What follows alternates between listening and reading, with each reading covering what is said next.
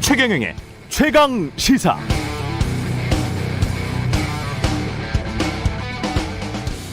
네, 2004년 총선에서 대승을 거둔 열린우리당. 선거 후 152석을 차지해서 국회 과반을 넘겼습니다. 대통령은 노무현, 행정부와 의회 권력을 장악해서 집권 여당으로서 탄탄대로를 걷는 듯 했습니다만 부동산 가격 앙등으로 인한 민심 악화, 야당의 공세와 내부 분열이 겹치면서 2006년 지방선거에서 서울, 인천, 경기도를 모두 한나라당에게 내줬고 이후 7, 8월 재보궐선거에서도 연패, 2007년 대통령 선거에서는 이명박 후보에게 사상 최대 표차로 참패했습니다. 더불어민주당은 2020년 총선에서 승리해서 국회 과반을 훨씬 넘게 장악하고 있는 상황. 대통령은 문재인, 부동산 가격은 앙등해서 민심은 흉흉하죠. 그래 지금까지 재보궐선거의 양상, 그리고 급등하고 있는 윤석열 전 검찰총장의 지지율까지 뭔가 경험한 듯, 본 듯한 느낌, 기시감이 듭니다. 이런 상황에서 임종석 전 대통령 비서실장은 어제 SNS에 박원순은 정말 못쓸 사람이었나, 박원순은 내가 아는 가장 청렴한 공직자였다며 박원순 전 서울시장을 애도했습니다. 갑자기 오만과 편견이라는 영국 명작 소설 제목이 생각납니다. 이것도 데자부죠. 2006년 이후에 민주당의 연이은 선거 참패를 예견이나 하듯 유시민 의원이 그랬습니다. 2005년 11월 말이었습니다. 박근혜, 이명박 씨가 대통령이 된다고 나라가 망하지는 않는다. 국민들로부터 인정받지 못하면 야당을 하는 것이고 야당 못할 이유가 없다. 지금 민주당도 그런 생각일까요? 궁금하네요.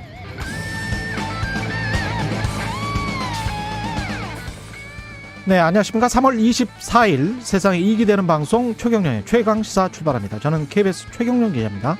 네, 최경영의 최강시사 유튜브에 검색하시면 실시간 방송 보실 수 있고요. 문자 참여는 짧은 문자 50원, 기본자 100원이 드는 샵 9730 무료인 콩 어플에도 의견 보내주시기 바랍니다. 부동산 시장 상승세가 한풀 꺾인 모습입니다. 시장의 흐름 어떻게 진단해야 할지 오늘 1부에서 이종우 이코노미스트와 이야기 나눠보고요. 2부에서는 야당의 눈으로 정치 현안 들여다보는 이재호의 이게 정치라오, 국민의힘 이재호 상임 고문 만나봅니다.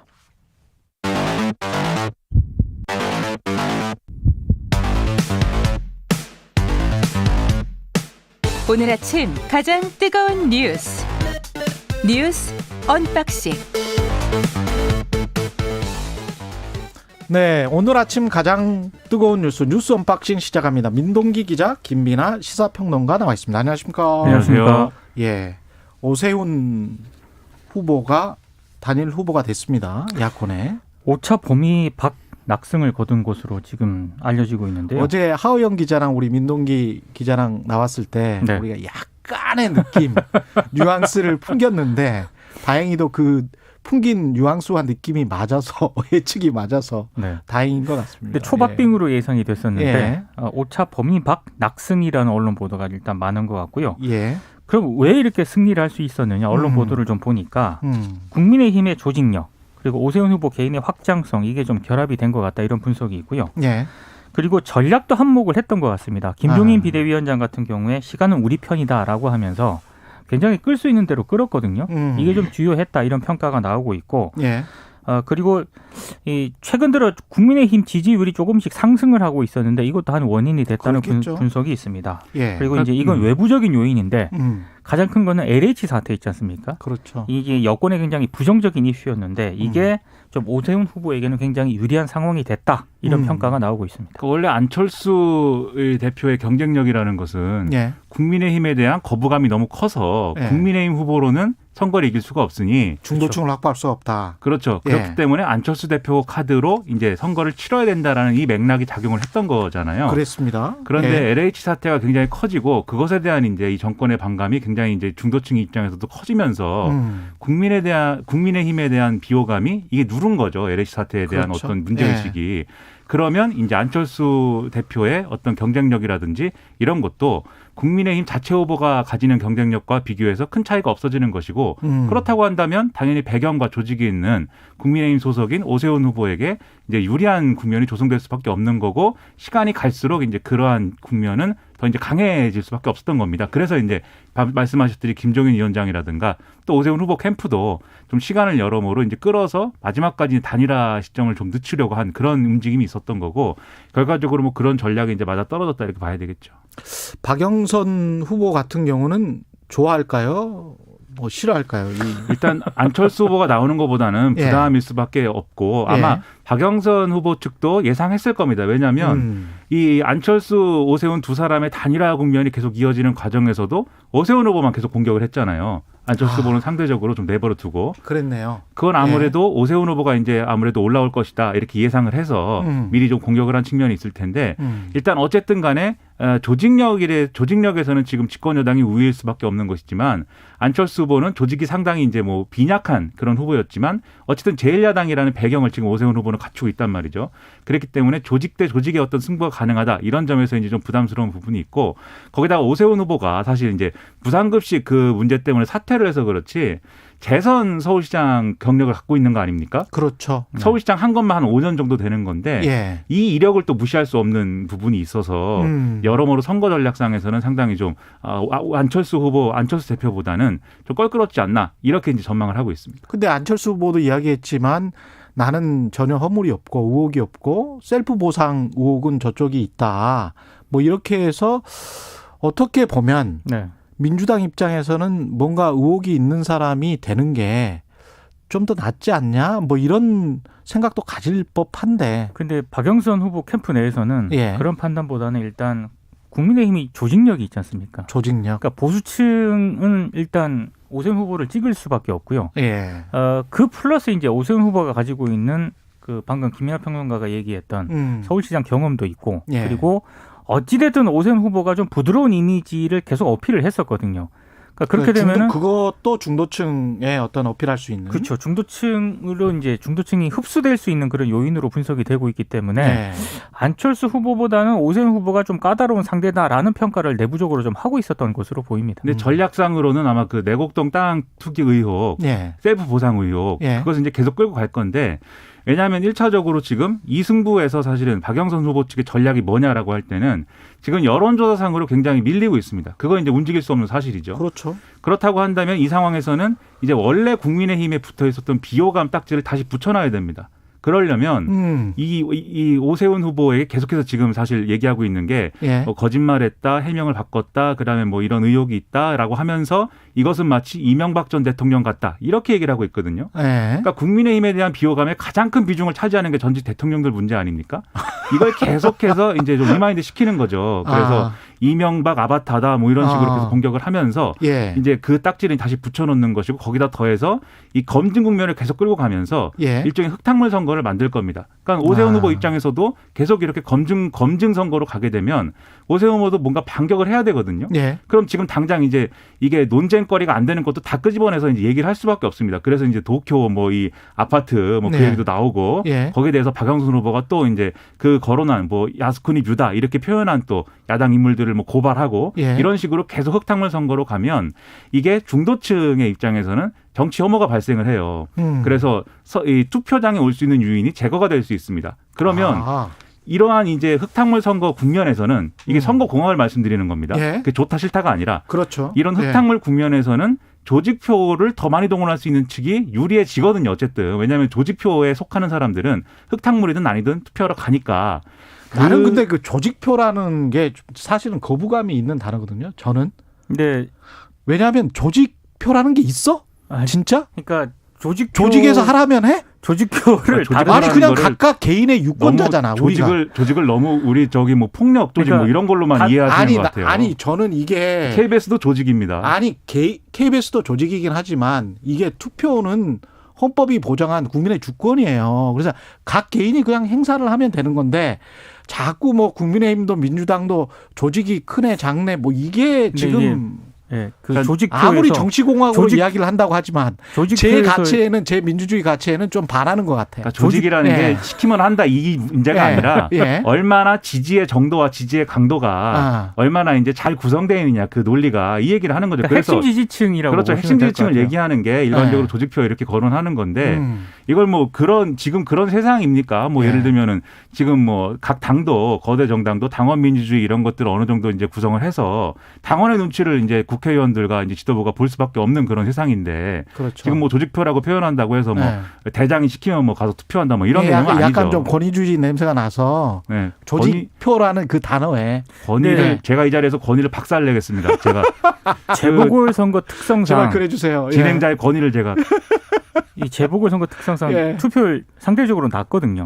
그렇게 되면 핵심 지지층이 어느 정도 투표를 하느냐가 이제 가장 큰 관건이 될 수밖에 없는데 그랬을 때 이제 언론들이 동원하는 표현이 이제 조직표라는 거고요. 그 이제 선거가 이제 본격화되면은 1대1 구도가 만약에 사실상으로 가게 되면은 그리고 이번 재보궐선거는 많은 분들이 잘못 알고 계시는 분들이 있는데 쉬는 날이 아닙니다. 그렇죠. 네, 일하러 가야 됩니다. 그게 무슨 요일이 수요일이었습니까? 그렇습니다. 수요일. 그래서 투표율이 낮으면 여당에 유리할 것이다. 이런 이제 분석들을 많이 하는데 아마 그것을 어느 정도 강점으로 활용할 수 있는 전략을 이제 꺼내들 것이다. 그래서 어제도 사실 박영선 후보가 많이 얘기했거든요. 이명박 전 대통령에 대해서. 네, 아마 그 전략으로 계속 나올 것 같습니다. 그러니까 그 논리 있잖아요. 다시 한번 말씀드리지만 그 논리, 뭐 조직표가 강해서 뭐 투표율이 낮으면 어떻게 될 것이다. 이런 인과관계나 그 논리 구조가 상당히 개인주의나 민주주의나 헌법에 기반을 둔 이런 가치로 생각해 봤을 때는 영 기분이 나쁜 논리라는 거지. 왜 인간을 그렇게 생각하냐는 거야. 제가 말씀드리고자 하는 거는 너무 우리가 고답적으로 아무리 정치공학이라고 하지만 좀 고답적으로 좀 구리게 좀 분석하고 있지 않나 그런 반성이 듭니다. 그럼 제가 산뜻하게 분석을 다시 하겠습니다. 그러면 박영선 후보가 이명박 전 대통령을 거론하면서 검증 국면으로 가고 있지만 매우 깨끗한 선거를 할 것이고 정책에 기반한 선거를 할 것이고 정책의 이슈 파이팅을 해가지고 아주 모범적인 선거 전략을 펼칠 것으로 기대가 됩니다. 그 현실성이 없는 분석. 그거 현실성이 없어. 아니 이렇게 해도 문제고 저렇게 해도 문제고 뭔가 중간쯤에 현실에 맞는 좀 고민을 해봅시다. 저도 잘 모르겠으니까. 게스트한테 구리다고 하고 뭐 진행자의 권위가 문제가 있습니다. 제가 볼 때는. 게스트한테 구리다고 그런 게 아니고 우리 전체에 뭔가 생각이 잘못된 거 아닌가 한번 그 의견 제시를 해본 거예요. 반성하는 차원에서 맞아요. 다른 어떤 표현들이 김민하 있는지 평론가한테 한 이야기 아니야. 한번 고민해 보도록 하겠습니다. 섭섭해하지 말고요. 전 세상 만사 섭섭합니다. 그리고 이제 사법농단과 관련해서는 첫 유죄 판결이 나왔죠. 그 이민걸 전 법원행정처 기획조정실장하고요. 이규진 전 대법원 양형위원회 상임위원이 1심에서 유죄를 선고를 받았습니다. 이민걸 전 실장 같은 경우에는 그 통합진보당 소송에 개입을 해서 판결 선고 등 재판 과정에 법원행정처 의중이 반영되도록 했다. 이런 혐의 등을 받고 있고요. 이규진 전 위원 같은 경우에는 그 헌재를 견제하려는 목적으로 헌재 파견 법관을 통해서 뭐 내부 정보를 수집을 한다거나 통합진보당의 각종 행정소송에 개입한 혐의 등을 받고 있는데요. 근데 좀 아쉬운 거는 이 재판부가 두 사람에게 유죄를 선고를 하면서도 이들의 행동이 개인적 이득을 추구하기 위한 것이 아니었고 사법행정조직의 개통구조에서 지시를 받아 한 일이었다는 점을 양형에 참작했다. 이렇게 이제 판결을 했습니다. 그래서 뭐 이민걸 전 실장에게는 징역 10개월에 집행유예 2년을 선고를 했고요. 그 이규진 전 위원에게는 징역 1년 6개월에 집행유예 3년을 선고를 했습니다. 그러니까 이 범죄 사실 중에 일부는 사실 양승태 전 대법관 양승태 전 대법원장하고 그다음에 이 사법농단에 연루돼 있는 임종원 전 차장이라든가 이런 사람들의 이제 그 관계와도 일부 이제 좀 범죄가 엮여 있는 걸로 지금 확인이 된 거거든요. 그렇죠. 이 판결을 통해서. 그래서 아마도 이분들에 대한 재판에 일부 영향을 미칠 것이다. 이렇게 전망이 되는데 이 판결을 가지고 보수 언론은 김명수 사법부가 이렇게 결국은 사법농단에 연루된 판사들의 유죄 판결을 이끌어내기 위해서 그동안 판사들에 대한 인사나 이런 것들을 통해서 이런 걸 유도하고 있다. 또 이렇게 비판을 하고 있기 때문에 이 판결도 계속해서 정치적 해석과 논란으로 또 이어질 것 같습니다. 저는 이 부분도 방금 말씀하신 것처럼 개인의 또 그 민동기 기자 그 이야기 했는데 개인 이득을 취하기 위한 것이 아니다. 네. 이 판단은 정말 궁예 관시법도 아니고 이거 어떻게 하는 겁니까? 이 판사들은 이 전직 판사가 개인의 이득을 취하기 위한 것이 아니고 조직이나 뭐 법원에서 높은 사람이 시켜서 했다. 네. 법원의 구조는 누가 봐도 높은 사람이 시켜서 하면 그 인사에서 좋은 자리로 가고 승진을 하잖아요. 그렇죠. 그럼 그거는 개인의 이득이 아닙니까? 저는 개인의 이득이라고 보고요. 이번에 이 유죄 판결을 받았던 이 판사들, 전직 판사들 다 잘 나갔던 법원 엘리트들이었거든요. 그러니까요. 재판부가 재판 사무의 공정성에 의심을 일으킬 수 있는 중대한 범행이다. 이렇게 판결을 하면서도 말씀하신 것처럼 개인적 이득을 추구하기 위한 것이 아니었다라는 이런 판결을 내리는 게 제가 가진 상식으로는 잘 납득이 안 돼요. 아니 그리고 성문법에 분명히 그렇게 돼 있잖아요. 법관은 법과 양심에 따라서 판단하라고 돼 있어요. 그게 성문법에 돼 있는데 법과 양심이 아니고 위에서 시켜서 했다면 이게 얼마나 큰 범죄입니까? 오늘 최경영 기자가 많이 좀 아니 이거는 쉽게 말해서 조직에서 시켜서 했다는 거 아니에요. 그렇죠. 이거는 이 법과 양심에 따라서 하지 않은 거잖아. 사법농단 전체가 사실은 전체가 그런 의혹이죠. 시킨 사람과 시킨다고 한 사람과 법관이 하지 말아야 될 일을 한 사람과 그다음에 그것을 판결하는 또 판결이 이게 사법농단의 판결이라는 게 또 여러 가지가 있지만 지금 유죄 판결이 난 게 사실은 처음이지 않습니까 지금? 그런데 그동안에도 판결을 보면은 법관으로서 해야 하는 게 바람직하지 않은 일이다. 이런 내용들이 또 있어요. 근데 그런 내용들을 표현하면서도 법리나 이런 거를 보면은 이거는 예를 들면 직권남용이라든지 이런 걸 적용할 수가 없다. 뭐 이렇게 판결한 사례들도 있고 막 이래서 여러 가지의 장애물도 있는 거죠.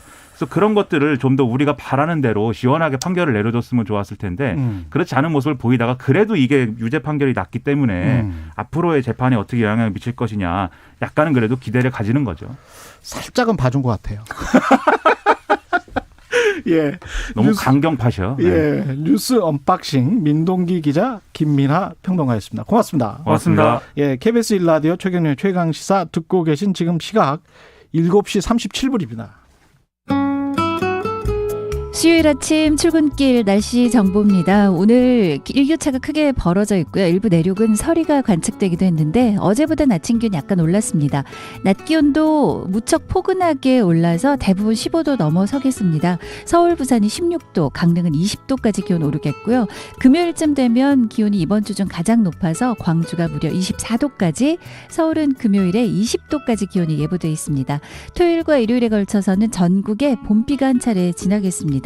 오늘 가끔 구름 많은 가운데 미세먼지 농도 상황은 좀 좋지 않을 텐데요.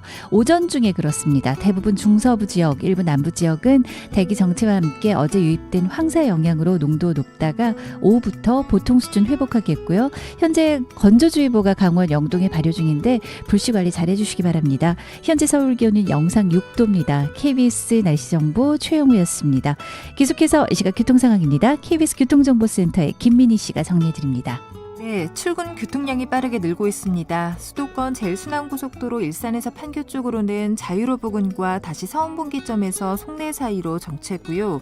더 가서 조남분기점에서는 화물차 화재 사고가 났습니다. 이 조남분기점에서 진입하는 차량들까지 뒤엉키면서 이 일대로 정체 매우 심한데요. 도리분기점부터 5km 구간에서 속도 많이 떨어져 있습니다. 더 가서는 판교분기점을 지나 성남 사이로 속도 줄여 지납니다. 서울 시내 동부간선도로는 도심 쪽으로 도봉터널 중간 지점부터 시작된 정체가 이후 성수분기점까지 이어지고 있는데요. 이 구간 지나는 데만 50분 정도 걸리고 있습니다. 강변북로 구리 쪽으로는 방화대교부터 서강대교 사이와 다시 마포대교부터 동작대교까지 정체입니다. KBS 교통정보센터였습니다. 오늘 하루 이슈의 중심. 당신의 아침을 책임지는 직격 인터뷰. 여러분은 지금 KBS 1라디오 최경영의 최강 시사와 함께하고 계십니다. 네, 지난해에 영끌, 비투 이런 말들이 유행을 했었는데 올해 부동산 시장 최근 들어서 조정 양상을 보이고 있습니다. 전세 시장 역시 전세 물량이 쌓이면서 일부 지역에서는 전세가 하락 양상이 나타나고 있는데요. 부동산 시장의 움직임 이종우 이코노미스트와 자세히 살펴보겠습니다. 안녕하십니까? 예, 안녕하십니까? 예, 아침에 또 뵈니까 반갑습니다. 예, 굉장히 좀 생소합니다. 그 경제쇼일 때 항상 옆에서 같이 예. 얘기를 하다가 예, 그렇죠. 아침에 이렇게 또 전화로 연결하니까 예. 굉장히 또 이게 색다른 것 같습니다. 예. 이종우 이코노미스트는 아시는 분들은 잘 아시겠지만 리서치 센터장을 굉장히 증권사 리서치 센터장을 오래 하셨고 그래서 오늘 그 부동산 시장은 사실은 금융과도 관련이 굉장히 큰 부분이잖아요. 예, 그렇죠. 예, 근데 이제 그런 부분들 자꾸 간과를 하기 때문에 그런 부분들도 좀 잘 좀 짚어주시기 바랍니다. 예, 예, 알겠습니다. 예, 일단 현재 부동산 시장 상황은 어떻게 보시나요? 예, 전체적으로 상황은 좀 상당히 안정이 되고 있다라고 봐야 될 것 같고요. 예. 그렇다고 해서 이제 가격이 뭐 하락을 한다던가 이런 거는 아니고 예. 다만 이제 그 가격의 상승률이 계속해서 떨어지고 있다 이렇게 이제 볼 수가 있습니다. 예. 우리나라에서 이 부동산에 대한 통계를 내는 곳이 여러 곳이 있는데요. 가장 권위가 있는 곳이 역시 이제 한국부동산원이지 않습니까? 예. 거기서 이제 3월 셋째 주에 통계를 냈는데요. 전국적으로 아파트 매매 가격이 0.24% 정도 올랐습니다. 그게 그 전주가 0.23% 정도가 올랐는데요. 예. 그 전주가 0.24%였기 때문에 약간 하락을 한 거죠. 예. 그 상승폭이 줄어든 거고요. 서울도 마찬가지입니다. 예. 0.06% 상승을 했거든요. 예. 그 전주가 0.07%였으니까 역시 마찬가지로 조금 이렇게 줄어들었다라고 볼 수 있는데 서울 같은 경우에는 2월 달서부터 상승률이 계속해서 지금 둔화되고 있는 상태입니다. 예. 2월 첫 주에 매매가가 0.1% 정도 상승을 했거든요. 그러니까 지금이 이제 0.06% 정도니까 예. 상승폭이 가야 한 절반 정도로 줄었다 이렇게 이제 볼 수가 있고요. 그다음에 이제 그 실거래 가격 나오지 않습니까? 예. 그 실거래 가격이 이제 이 과연 어떻게 변하는가 하는 것들을 한번 보면요. 그 실거래 가격 신고한 것에서 그 전 실거래 가격보다도 가격이 떨어진 비율이 1월 달 같은 경우는 18% 정도였습니다. 그러니까 100개 정도의 실거래 가격 그 등록이 되면 그중에 18개가 그 전에 실거래 가격보다도 떨어진 거였죠. 예. 근데 그게 계속해서 지금 늘어나서 3월 달은 38.8%니까 거의 40% 정도 되는 거거든요. 예. 그러니까 100개 중에서 40개 정도의 실거래 가격은 그 전보다도 가격이 떨어졌다. 이렇게 이제 볼 수가 있습니다. 우리가 전세도 좀 마찬가지예요. 전세도 예, 가격의 상승폭이 계속해서 줄어들고 있는 상태이거든요. 예. 그 3월 셋째 주 통계를 보면 서울의 전세 가격 상승률이 0.24%인데요. 그 전주가 0.21%였어요. 그러니까 예.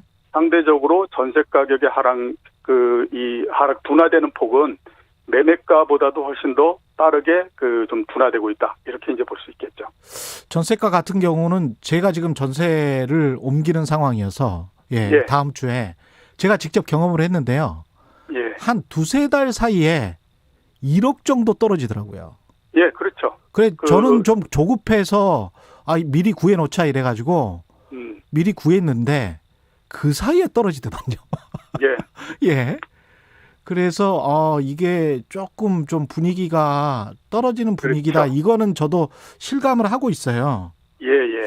실감을 하고 있는데 사람들이 보통 집값은 워낙 또 오르기만 한다라는 어떤 편견을 가지고 있거든요. 그렇죠. 예, 예. 근데 사실은 그렇지가 않았죠. 역사적으로 보면. 예, 역사적으로 보면 그렇지가 않았죠. 예. 가격이 계속해서 올라가지는 않았고요. 예. 비근한 예로 보면 2011년도서부터 그 서울 지역의 아파트 가격이 떨어지지 않습니까? 한 몇 년 동안 떨어졌죠. 예, 그렇죠. 예. 한 3, 4년 정도 떨어지는데 그때 통계 수치만으로도 13% 정도가 하락을 하거든요. 그렇죠. 통계 수치가 13% 정도 하락하게 되면 예. 실제 거래는 30% 이상 떨어집니다. 맞습니다. 예. 예.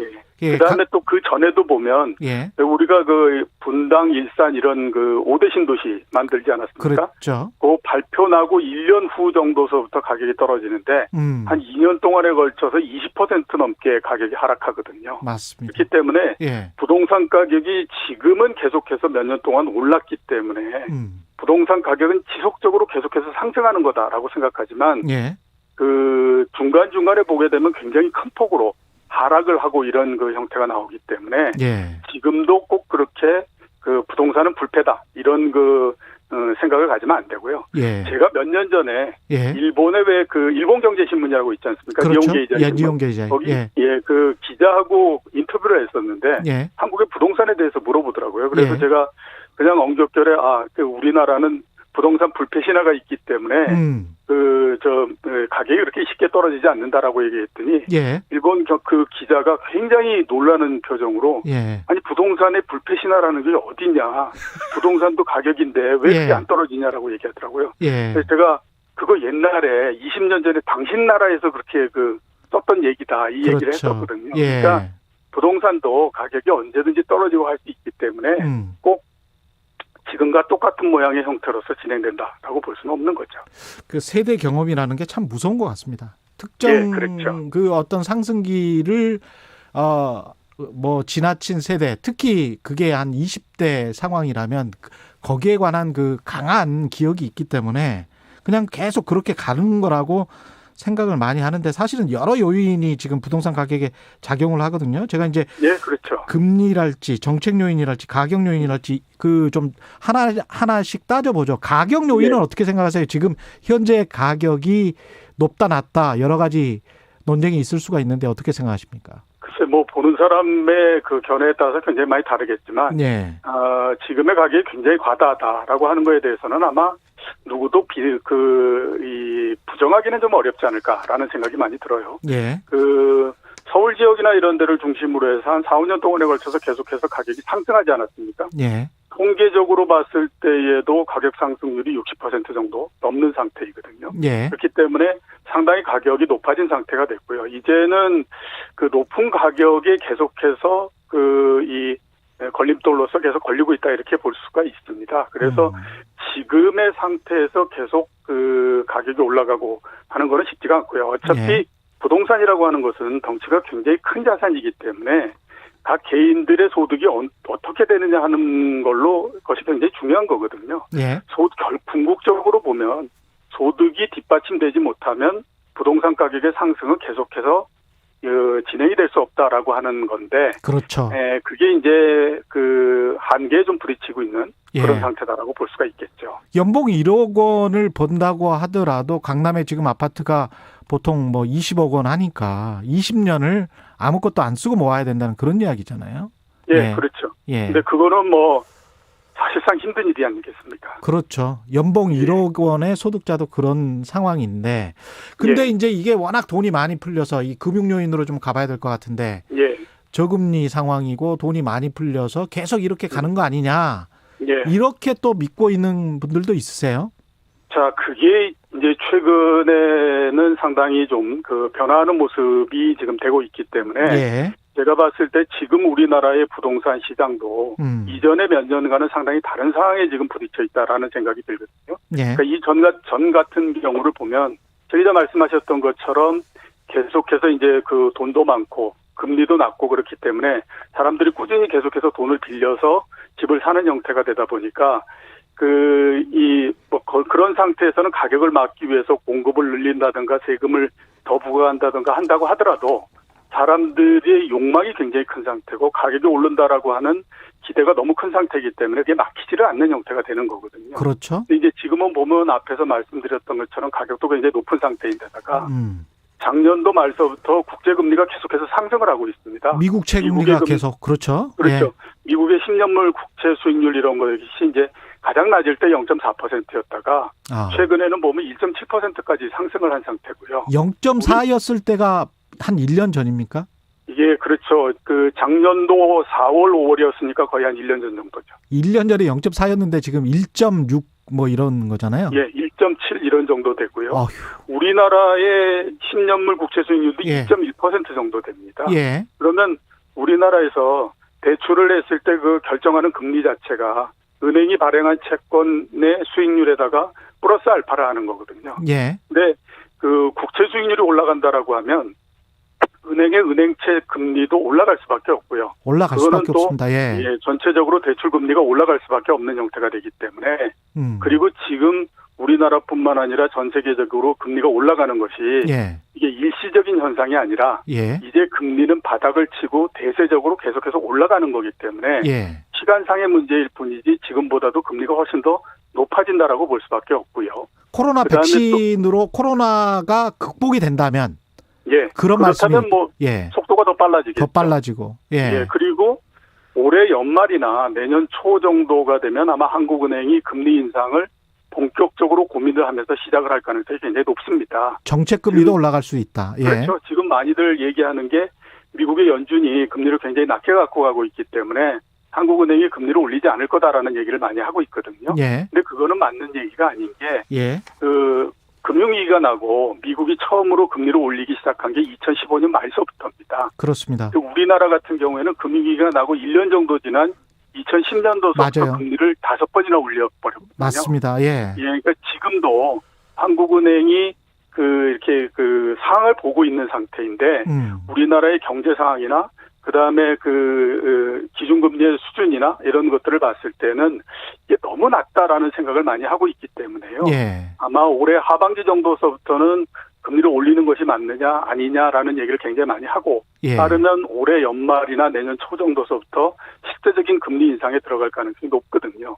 그러니까 이제 그런 면에서 봤을 때 지금 부동산 시장을 그동안에 떠받치고 있었던 여러 가지 부분들이 상당히 좀 약해지는 형태로서 가고 있는 겁니다. 그렇죠. 근데 특히 이제 우리 같은 경우는 금리를 올릴 수밖에 없는 상황이 미국보다 더 빨리 올려야 되는 게 해외 투자 자금이랄지 이런 게 이제 환율에 또 영향을 미치니까 금리가 미국의 그렇죠. 국채 금리가 계속 오르고 있는 상황에서 우리가 만약에 정책 금리를 안 올려 버리면 그러면 해외 투자 자금이 밖으로 나가버릴 수 있다. 그다음에 환율이 급등할 수 있다. 이런 여러 가지 국제적인 요인을 생각해서 지금 말씀을 하시는 거잖아요. 예, 그렇죠. 예.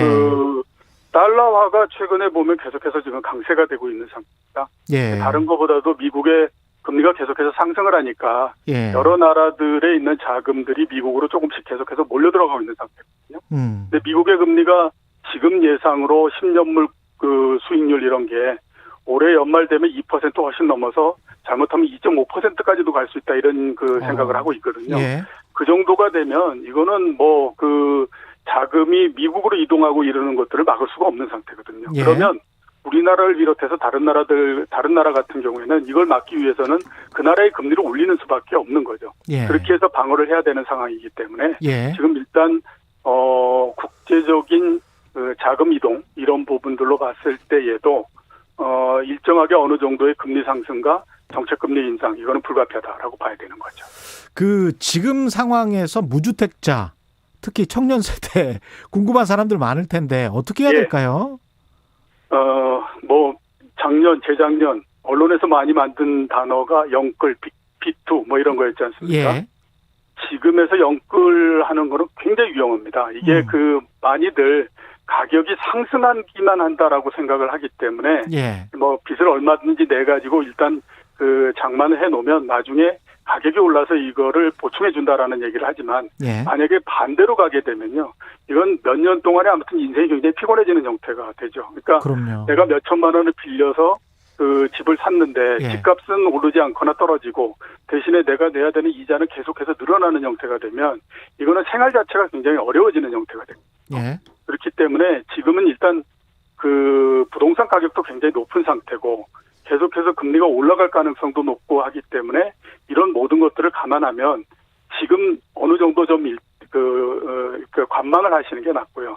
앞에 제가 제일 처음에 말씀드렸던 것처럼 부동산 가격이 계속해서 올라가기만 하는 것 같지만 한 번 정도 가다가 꺾이면요. 10%에서 20% 정도까지는 순식간에 내려가 버리거든요. 그렇습니다. 이게 실거래 가격으로 따지면 거의 한 30% 넘게 떨어지기 때문에 그때는 그리고 사람들이 절대 안 사요. 무서워서. 예, 그렇죠. 예. 가격이라고 하는 게 만들어진 자산은 가격이 오를 때는 굉장히 매력적으로 보이고요. 대신에 가격이 떨어지게 되면 이건 다시는 쳐다보지 말아야 되는 자산으로서 생각이 되거든요. 이 때문에 오를 때의 논리를 가지고 하락할 때를 생각하지 말고 이제 상황이 바뀌고 있다라고 하는 거를 감안을 해서 뭐 빚을 내거나 이렇게 해서 부동산을 사겠다라고 하는 거는 좀 자제를 하셨으면 좋겠다라는 생각이 듭니다. 특히 이제 주식 시장 같은 경우는 매일 열리고 어떻게든 이제 대형 주식 같은 경우는 거래는 되거든요. 그렇죠. 근데 부동산 같은 경우는 가격 하락기에 접어들면 그 내놓고 한 달, 두 달, 뭐 6달을 기다려도 뭐 사가는 사람이 없으니까 그런 것도 좀 처분이 안 되죠. 오늘 말씀 감사하고요. 이종우 이카노미스트와 이야기 나눴습니다. 고맙습니다. 고맙습니다. 네, KBS 1라디오 최경영의 최강시사 1부는 여기까지입니다. 고맙습니다.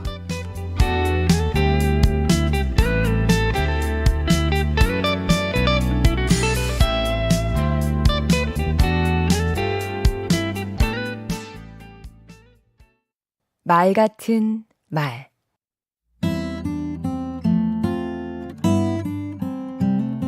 안녕하세요.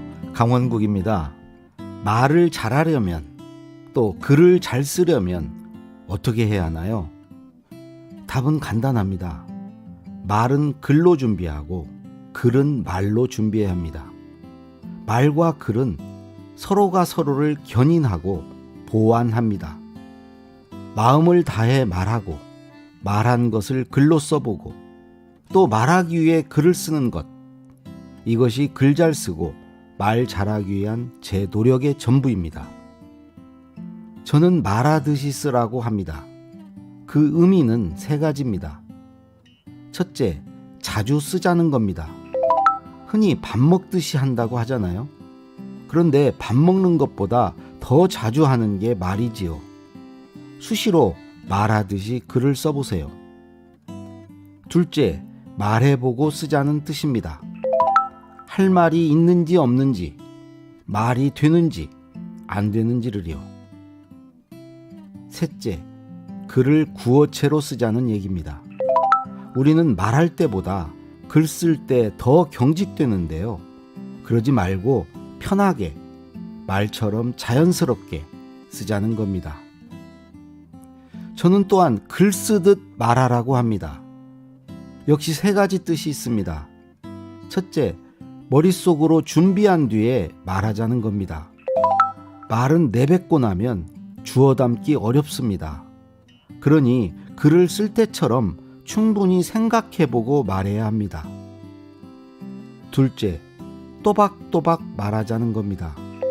글은 한자 한자 눌러 쓰지만 말은 듬성듬성 대충 하는데요. 느낌까지 전할 수 있도록 꼼꼼하게 해야 합니다. 글을 쓸 때 띄어쓰기와 맞춤법에 신경 쓰듯이 말도 정교하게 해야 합니다. 셋째, 말하기도 글쓰기처럼 복기가 필요합니다. 말은 퇴고하지 않은 글입니다. 내 말에 대한 반응이 어떤지, 다음에는 어떻게 말할지 곱씹어 봐야 다음에 더 나은 말을 할 수 있습니다. 강원국의 말 같은 말이었습니다. 글은 자연스럽게 자주 내뱉고 말은 신중하게 꾹꾹 눌러 쓰세요. 말이 글을 닮고 글이 말을 닮아갈수록 당신의 말과 글은 더 좋아집니다.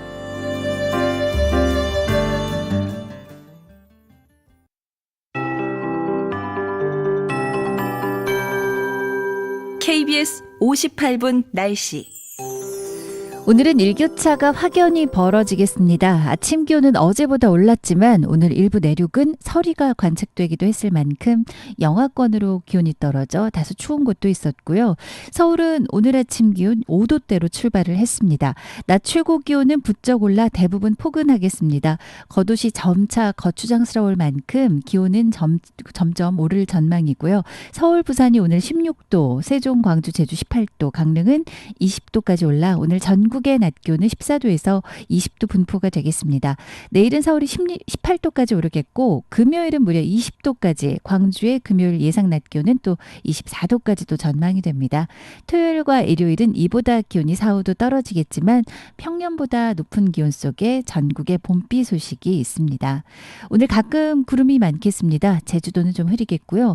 건조함이 점차 심해지고 있는 지역이 바로 강원 영동 지역입니다. 어제 매우 강한 바람이 불기도 했는데요. 이들 지역은 곳곳에 또 화재 소식 나지 않도록 주의를 하셔야 되겠습니다. 미세먼지 농도 상황 끝으로 정리해드립니다. 오늘 오전에는 대부분 중서부 지역과 일부 남부 지역 나쁠 텐데 현재도 노란색을 보이고 있고요. 대기 정체와 어제 유입된 황사의 영향 때문입니다. 하지만 오후부터는 대부분 보통 수준을 되찾겠습니다. 지금 서울 기온 6.4도입니다. 최영우였습니다.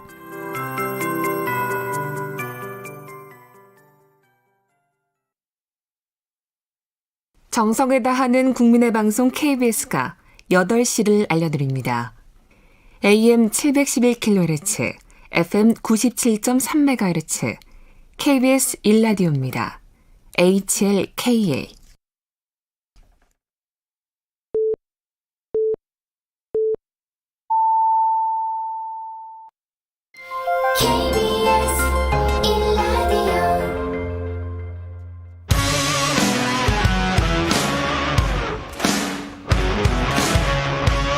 오늘 하루 이슈의 중심 최경영의 최강 시사.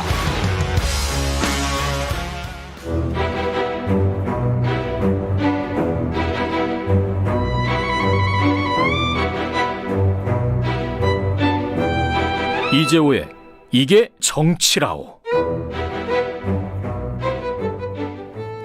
네, 이재호의 이게 정치라오. 예. 국민의힘 이재호 상임 고문님 매달 월간으로 모셔서 여의도 정치의 뜨거운 현안들 야당의 눈으로 자세히 들여다보는 시간입니다. 이재호의 이게 정치라고 국민의힘 이재호 상임 고문 연결돼 있습니다. 안녕하십니까?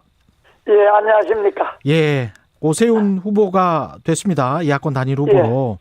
예상은 하셨습니까? 예? 예상은 하셨습니까? 뭐 어느 정도 예상은 했지요. 아, 그래요? 예. 왜냐하면 아무래도 그 당이라는 것이 조직이 좀 있으니까. 그러니까 서울만 아니라 이번에 전국적으로 당을 총가동해서 서울에 있는 모든 연구자들에게 문자를 보내기로 했으니까 아무래도 좀 영향이 있지 않겠습니까? 예. 그 민심이 오세훈 후보에게 아무래도 힘을 실어준 의미도 있는 거죠.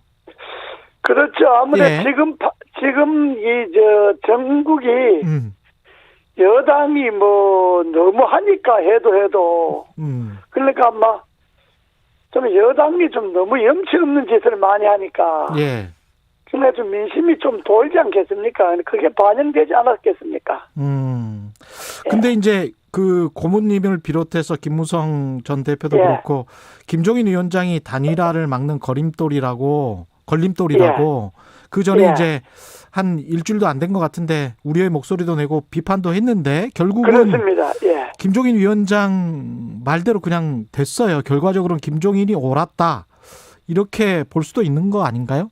예, 그렇죠. 뭐 그렇게도 볼 수 있는데 우리는 19일 후보 등록하기 전에 단일화를 해야만이 단일화 효과가 있다. 왜냐하면 선거운동 기간이 좀 길어야 되니까. 그런데 19일 후보 등록까지도 단일화를 안 하니까 오세훈 후보는 좀 빨리 하려고 서두는데 김종인 위원장이 자꾸 이제 이것저것 조건을 내걸어서 늦추니까 그래서 이래 갖고는 단일화가 안 될 수도 있다는 그런 우려 때문에 저희들이 김종인 위원장 압박을 했죠. 근데 어떻게 보면 압박한 것이 그나마 23일 단일화 하게 된 계기가 됐지 않겠습니까? 아, 그렇게 압박을 우리 원로들이 했기 때문에 김종인 위원장도 약간 좀 멈칫했을 것이다 이런 말씀이시네. 김종인 위원장은 원래 28일 투표용지 인쇄 전까지 하자고 그랬으니까. 그래 되면 우리로서는 선거 물 건너간다고 봤죠. 왜냐하면 보궐선거라는 게 투표율이 낮은 데다가 아무래도 여당 조직이 우리보다 세잖아요. 구청장 전부 다 자기네들이지, 시의원, 구의원 자기네들이지, 동네마다 또 친여 조직들이 있지. 그래서 저희들 우려를 많이 했죠. 이게 투표용지 인쇄할 때까지 단일화가 안 되면 이 시장 선거 물러간다 이렇게 우리는 판단한 거죠. 네. 그래서 좀 하루라도 빨리 앞당기기 위해서, 그러기 위해서는 오세훈 후보는 뭐 어느 정도 빨리 하려고 하는데 김주현 위원장이 버티니까 김주현 위원장을 압박할 수밖에 없었는데 다행히 김주현 위원장이 빨리 손을 들어서 단일화가 된 거죠. 아, 김종인 위원장이 손을 들어서 단일화가 된 것이다. 예. 그렇게 손을 들어준 거죠. 예. 오세훈 후보가 100% 무선 전화 받겠다는 것을 김주현 위원장이 반대했잖아요. 막판에 이제 오세훈 위원장이 나는 내 식으로 한다 하고 나가니까 김종인 위원장이 할 수 없이 그렇게 하다 뭐 이렇게 된 거 아니겠습니까? 예. 김종인 위원장은 국민의힘에서 내가 할 수 있는 기여는 90% 여기까지는 했고 본선에 기여하는 게 이제 10% 정도 남았다. 이 말은 100%를 본선까지 다 하고 그 다음에는 국민의힘을 나가겠다 이런 말인가요? 아니 원래 4월 7일까지 하겠다는 것이 김종인 비대위원장 임기니까요. 네, 본인 비대위원장 맡으실 때 나는 4월 7일까지 하겠다. 뭐 이렇게 딱 못을 받고 들어오셨기 때문에 그건 뭐 시장 선거가 뭐 오세훈 시장이 되든 안 되든 관계없이 본인은 다른 사람에게는 약속을 지키라고 이야기하잖아요. 근데 본인도 아마 약속을 지키려고 하겠죠. 아니 그러면 국민의힘 입장에서는 만약에 서울과 부산 그 시장을 다 차지하게 되면 그래도 아무래도 공로가 김종인 위원장이 가장 큰데 김종인 위원장을 좀 잡아야 되는 거 아닙니까? 아니 그거는 당이 자꾸 비대위 체제로 가면 안 되죠. 빨리 비대위가 끝나고 정상적으로 전당대회를 해서 당 대표를 뽑고 당이 당원이 의지대로 당을 움직여야지 당이 위탁 관리하면 안 되잖아요. 그러면 김종인 위원장이 당 대표가 될 가능성은 없나요? 본인이 연세가 82입니다. 우리 헌정사에 82세가 당 대표 한 적이 있습니까? 없습니까? 제가 잘 몰라서. 그렇군요.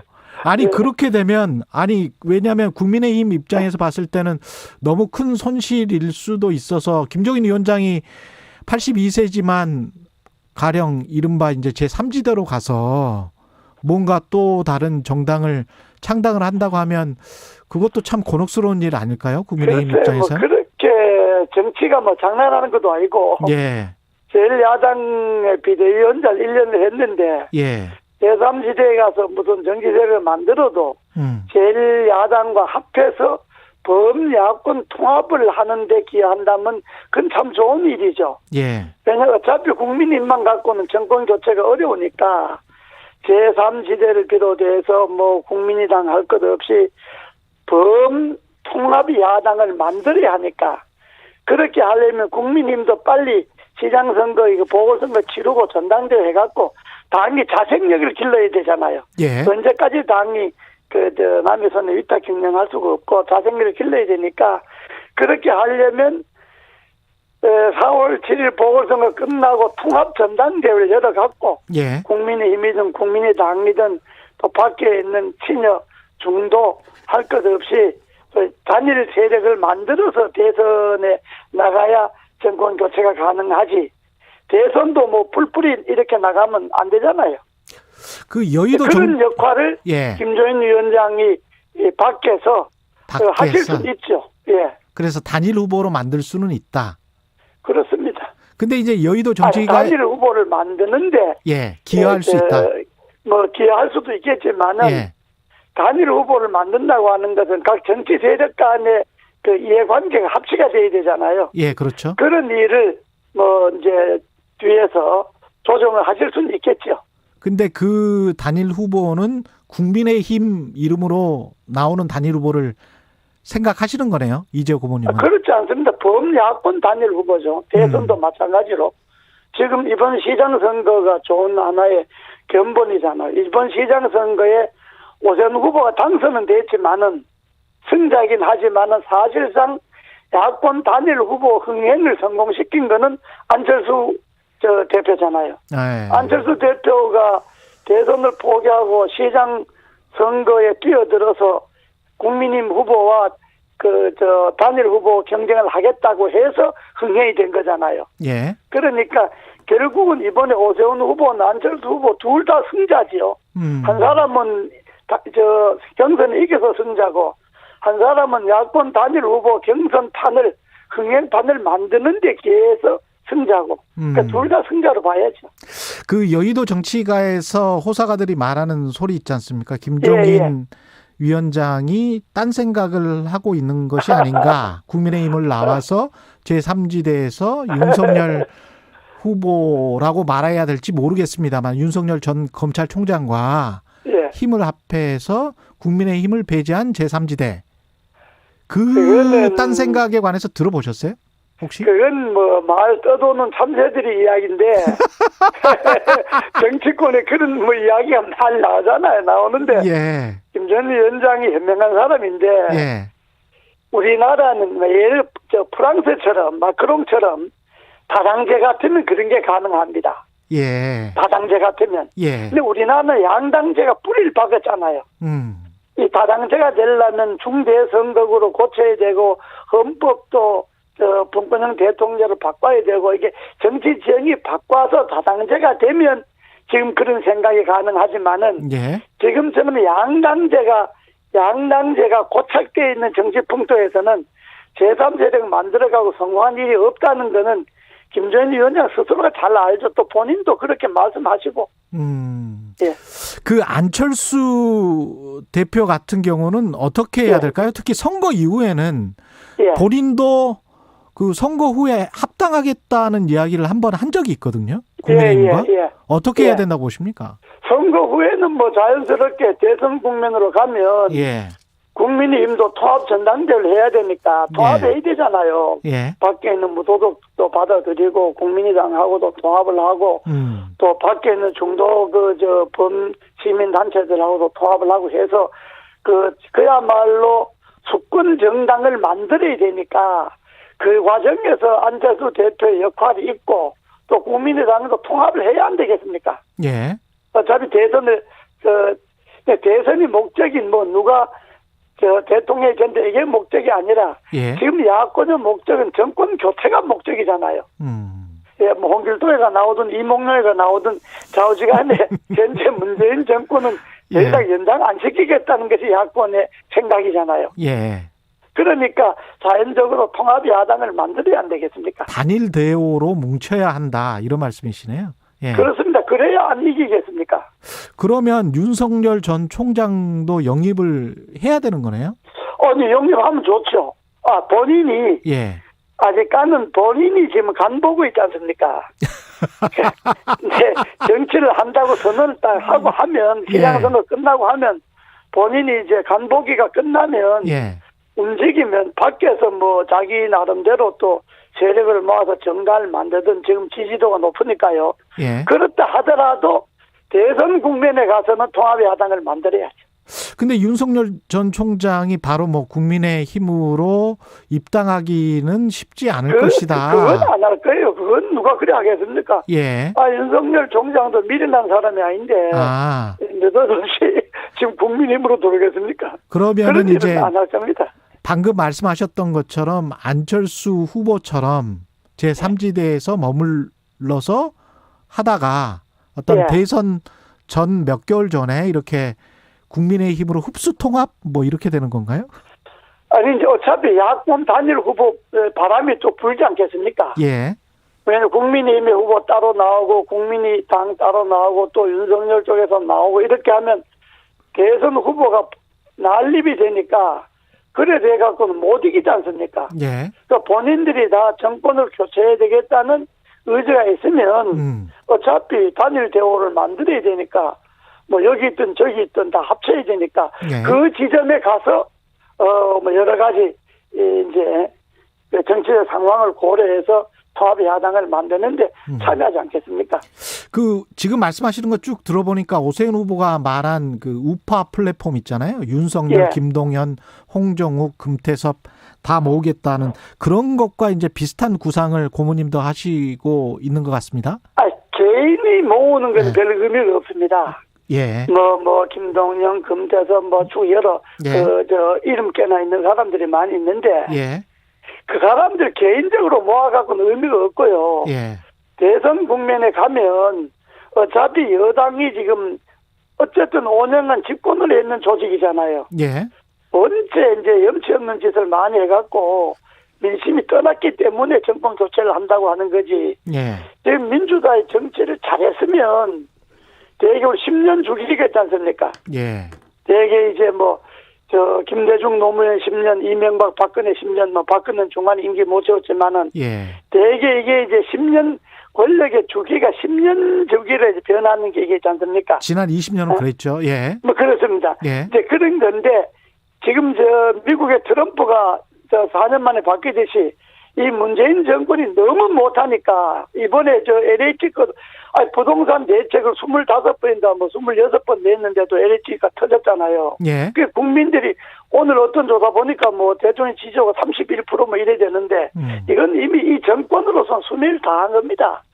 그러니까 이제 정권을 교체하자는 것 아닙니까? 정권으로서 수명이 다했다. 예. 그렇죠. 정권을 교체해야 되는데, 정권을 교체해야 되는데 또 자기 정치적 욕망이 있다고 그래서 뿔뿔이 다 나도 대통령 나가겠다 해서 나오면 이게 일이 안 되잖아요.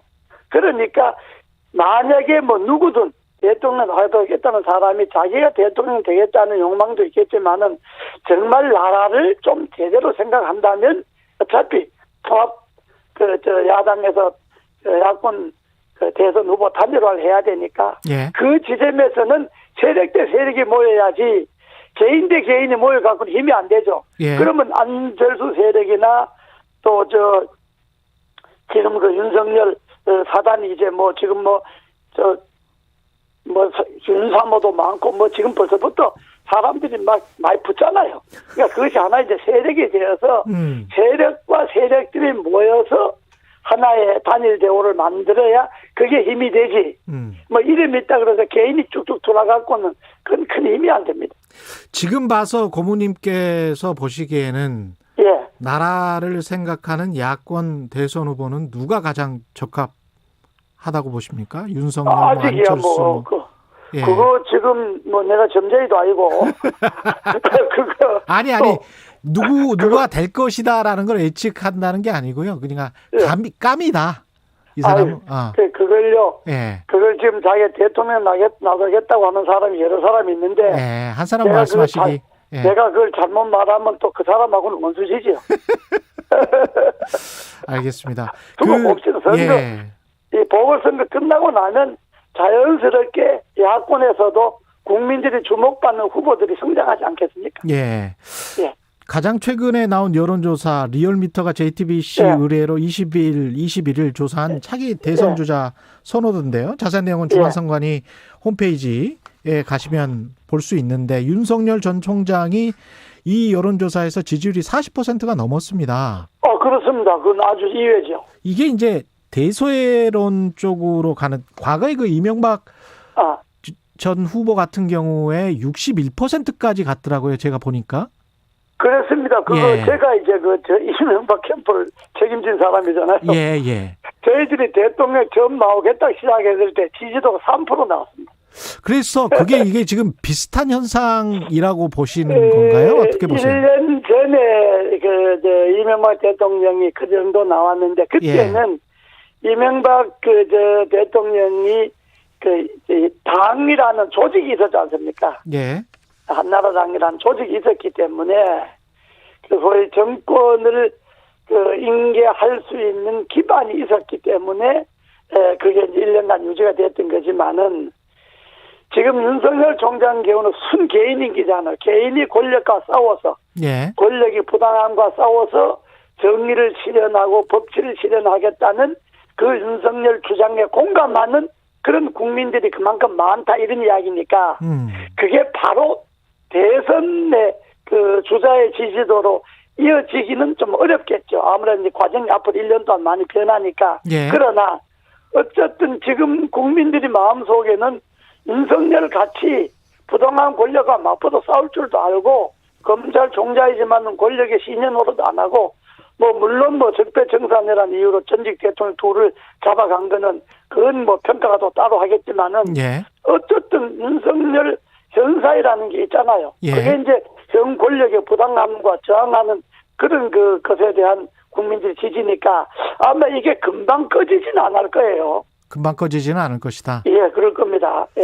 재보궐선거 결과는 어떻게 예측하시면 지금 말씀 들어보니까 거의 뭐 승리를 확신하시는 것 같은 그런 분위기인데. 지금 세상이라는 게 염치가 예. 있지. 민주당이 저렇게 해서 선거를 치르는데 또 민주당 지키겠습니까? 그건 진짜 세상에 염치가 없지. 예. 민주당이 잘해서 보궐선거 치른다 그러면 또 몰라도. 예. 민주당이 그 박원순 시장 그 죽음으로 인해서 예. 또 박원순 시장이 왜 죽었겠습니까? 그런 부당한 뭐 성추행 이런 걸로 해서 돌아가셨잖아요. 예. 그런 걸로 인해서는 원래 민주당이 후보를 안 내야죠. 그게 자기네들 당헌에도 있었던 정상적인 정치인데 예. 그걸 깨고 또 이제 나왔는데 국민들은 그걸 다 알잖아요. 말은 안 해도. 예. 그러니까 민주당 골수 지지자들 내놓고 일반적인 양심적인 시민들은 마치 윤석열 총장의 정의를 사랑해서 윤석열 지지하듯이 세상이라는 게 염치가 있는 건데 또 민주당을 찍겠습니까? 마지막으로요. 오세훈 네. 국민의힘 후보의 이른바 내곡동 땅 셀프 보상 의혹은 어떻게 생각하시나요? 그거는 지금 처음에는 전혀 그 근거 없는 이야기로 다 이야기했는데 네. 뭐 민주당 이것저것 뭐 근거를 자꾸 내니까 그러니까 그거는 해명을 좀 잘 하고 해명을 근데 잘해라. 그거는 예. 해명을 잘 하면 되지만은 그건 뭐 10년 전이나 지나간 사건이고 자기가 또 한 것도 아니고 뭐 자기 처갓집이 한 건데 그걸 시장할 때 뭐 거기에 직접 관계한 일은 없는데 그걸 만약에 그게 있었다면 윤석열 그 사단이 적폐청산으로 전 정권 잡아갈 때 그때 이미 그게 드러났어야지. 시큰 있다가 지금 남 시장 출마한다는 거 그걸 꺼내는 거는 일종의 네거티브로 봐야죠. 그러니까 시민들은 거기에 별로 영향 끼치진 않습니다. 예. 그러나 예. 오 후보는 좀 성의 있게 해명해야죠. 예, 알겠습니다. 네. 오늘 말씀 감사하고요. 예, 네. 국민의힘 이재호 상임 고문이었습니다. 고맙습니다. 예. 공정, 공익, 그리고 균형. 한 발짝 더 들어간다. 세상에 이익이 되는 방송. 최경영의 최강시사.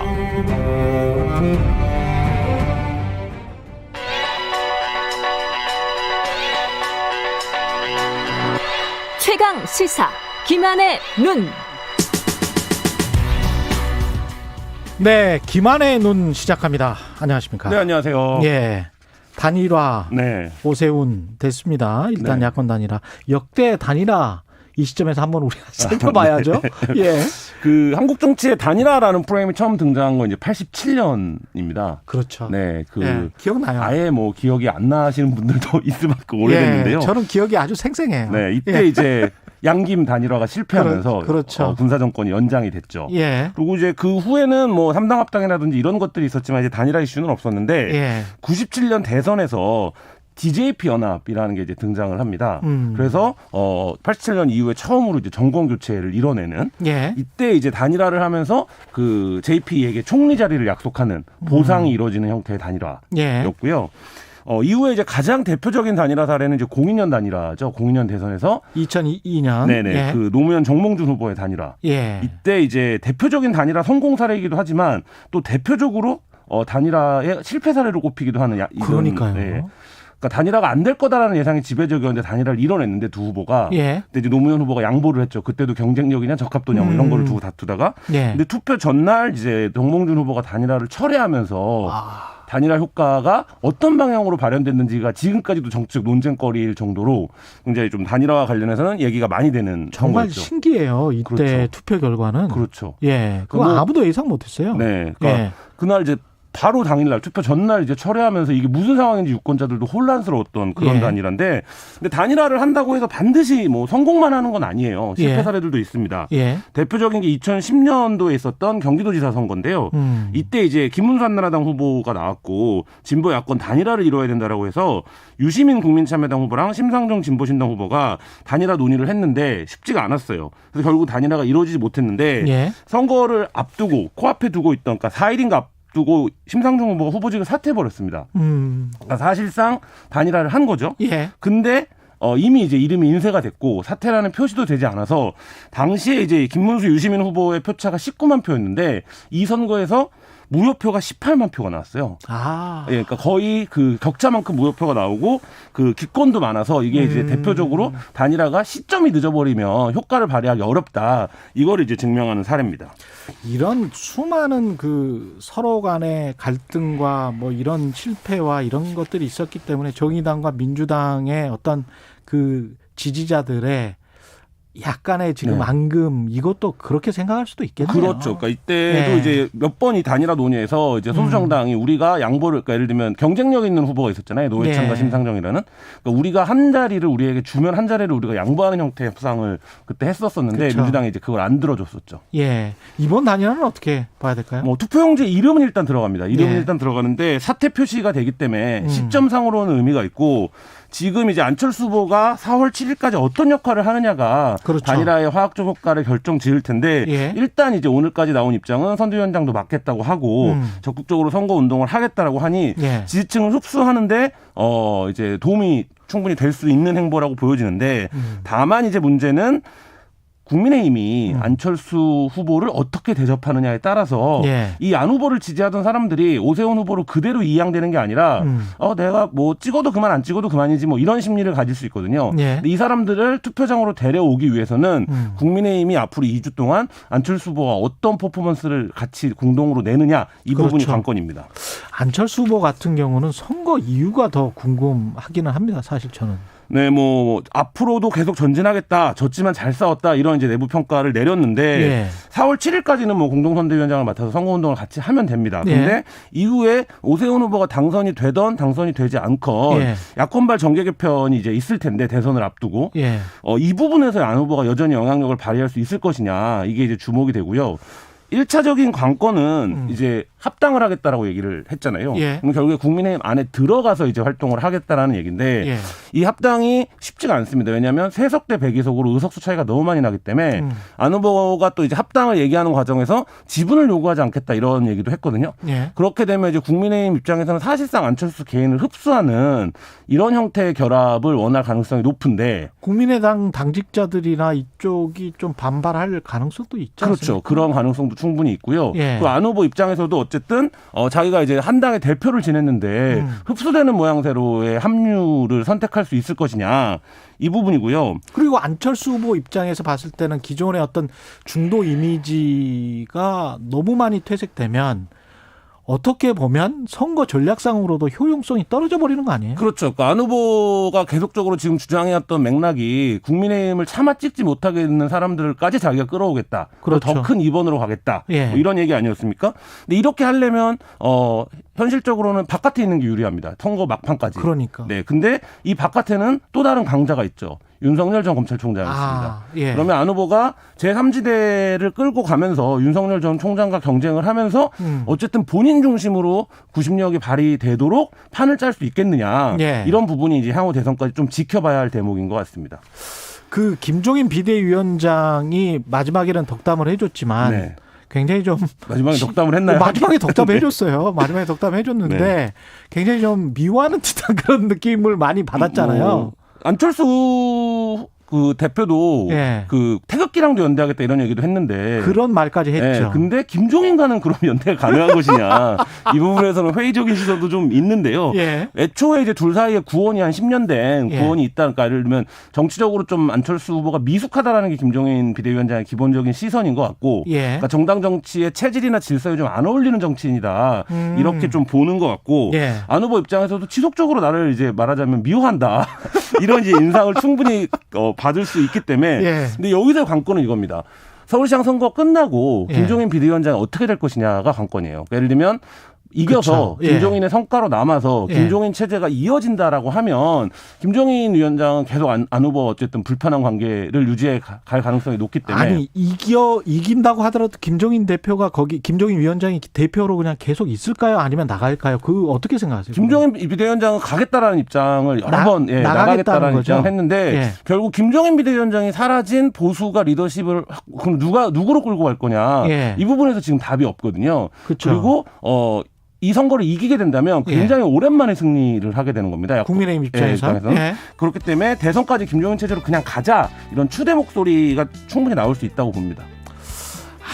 어떻게 될지 참 흥미롭습니다. 대선 아니 그 재보궐선거 이유가 더 흥미롭네요. 김한의 눈이었습니다. 감사합니다. 네, 감사합니다. 네, KBS 1라디오 최경영의 최강시사 2부는 여기까지고요. 일부 지역국에서는 해당 지역 방송 보내드리겠습니다. 고맙습니다.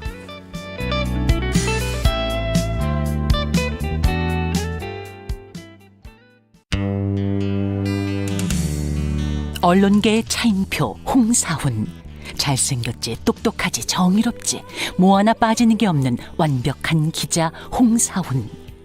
오후 4시 5분 홍사훈의 경제쇼를 전적으로 믿으세요. 경제방송 아무거나 들으면 큰일 납니다. 경제도 이제는 저 홍반장 홍사훈입니다.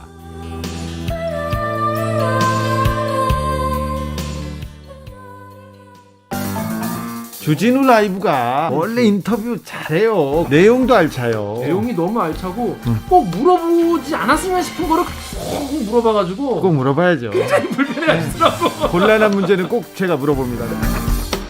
모두를 위한, 모두를 향한 모두의 궁금증. 매일 오후 5시 5분 훅 들어가는 시사 주진우 라이브. 지금 시각은 8시 30분입니다. KBS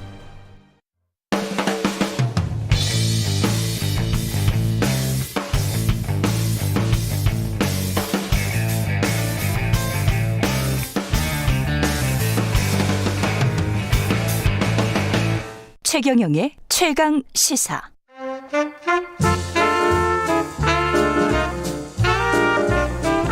세상의 모든 뉴스를 탐구합니다. 김준일의 뉴스 탐구 생활. 네, 화제가 되는 이슈를 깊이 있게 파헤쳐보는 뉴스 탐구 생활. 세상 모든 것이 궁금한 남자 김준일 뉴스톱 대표 나왔습니다. 안녕하십니까? 예, 안녕하세요. 예, 오늘부터 2주간 인물 탐구, 2주간이니까 오세훈, 박영선 이렇게 되겠습니다. 예, 후보 탐구 생활 시작하는데요. 오세훈 후보에 관해서는 키워드로 풀어보고 박영선 후보도 키워드로 풀어볼 거죠? 밸런스를 맞춰줘야죠, 당연히. 예. 근데 오세훈 후보의 키워드를 간통하는 단어로 물을 선택해 오셨습니다. 예, 굉장히 물하고 관련이 깊으세요, 이분이. 오세훈 후보 너무 좋아하시는 거 아니에요? 아닙니다. 이게 물의 이미지는 굉장히 좋아. 아, 그래요? 예. 꼭 좋은 것만 있는 게 아닌 거를 제가 뒤에 자세히 설명해 드리겠습니다. 저는 이 노자 도덕경에 보면 상선약수라고 해서 물이 최고예요. 최고의 지선이야. 너무 올드하신 거 아닙니까? 노자까지 올라가면. 예. 근데 상선약수를 쭉 보잖아요. 그러면 물은 그 모든 것과 다투지도 않고 최고의 선인데 낮은 곳에 머무릅니다. 물은. 높은 곳에 있지 않습니다. 그래서 약간 맥이나 이런 생각도 들기도 하고. 물이 재앙도 일으키죠. 그것도 좀 말씀을 드릴게요. 첫 번째 키워드로 정수기 같은 남자 오세훈.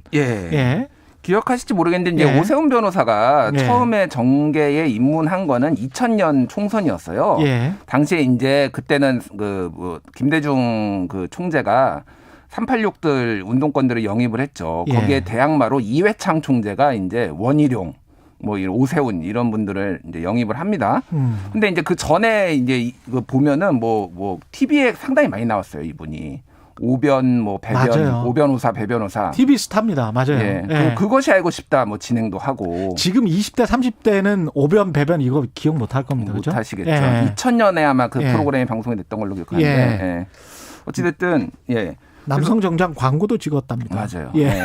그래서 결혼하고 싶은 남자 그때 뭐 조사에서 6위에까지 올랐던 적이 있는데 그랬습니까? 7위가 이병헌 씨였습니다.